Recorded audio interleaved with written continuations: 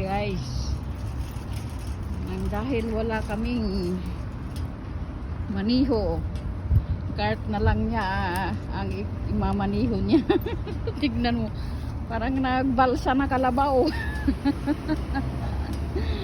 Sana all ganito sa abroad, gawin ang lahat.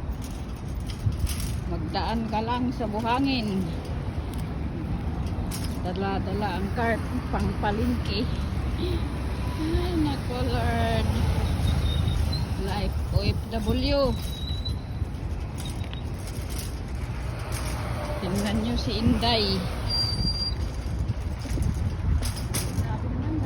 dahil umiiwas kami sa gilid, baka matagis kami ng sasakyan. Ayan, matakot pa yung sasakyan. Ayan, nakaraos din. Ayan, tulak-tulak na si Inday. Sexy pa yan. Never din touch, never din kiss, but totally damaged.